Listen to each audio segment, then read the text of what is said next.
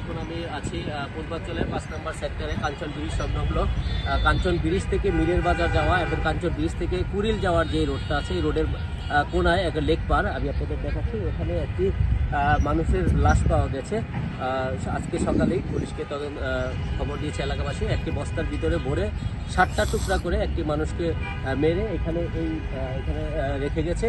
এটা পুলিশ তদন্ত করছে এবং একটি ফরেন্স টিম আসছে এবং র্যাব 1কে খবর দেওয়া হচ্ছে এবং অল্প কিছুক্ষণের মধ্যেই আমাদের যারা তদন্তকারী টিম পুলিশ সকাল থেকে এখানে তদন্ত করছে এবং ওসি স্যার এবং র্যাবের একটি টিম এখানে আসছে।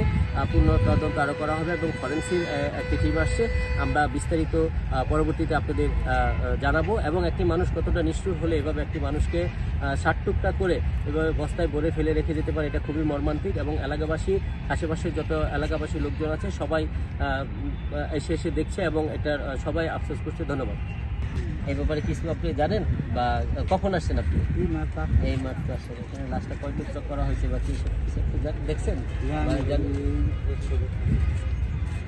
আমরা সংবাদ পেয়েছি, সংবাদ পেয়ে আমার first response officer sub inspector Jahangir এখানে আসছে। আমার ডোম আসছে, দিকের পানি থেকে এতে উপরে উঠে গেলে দেখা গেল যে একটা মৃতদেহের 7টা অংশ এখানে পাওয়া গেছে। এখন পর্যন্ত আরও 2-1 অংশ হয়তো আছে, এটা আমরা খোঁজাখুঁজি করতেছি। আর এখন পর্যন্ত পরিচয় শনাক্ত হয় নাই। পরিচয় শনাক্তের জন্য আমরা সিআইডি এবং সিবিআই সদস্যদের সংবাদ দেওয়া হচ্ছে, তারা আসবে, ফিঙ্গারপ্রিন্ট নেবে এবং ফিঙ্গারপ্রিন্টের মাধ্যমে যদি আমরা এটা নিতে পাই তাহলে শনাক্ত হবে। এছাড়াও ছবি তুলে আমরা লাস্টের অন্য কার্যক্রমগুলো সমাপ্ত করার প্রক্রিয়াধীন এবং আইনগত ব্যবস্থা গ্রহণ করার প্রক্রিয়া। লাশটা কতদিন আগে হত্যা করেছে বলে মনে হয়? দেখে মনে হচ্ছে যে 24 ঘন্টা বা তার অধিক সময় পূর্বে হয়তো দূরে কোথাও ঘটনা ঘটায় আর পলিথিনে ভরে এখানে লেগে ফেলে দিয়ে চলে গেছে।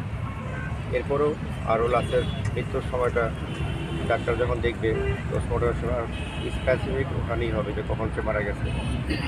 ব্যাপারে কোনো আইনগত ব্যবস্থা নিয়েছেন? আইনগত ব্যবস্থা প্রক্রিয়া।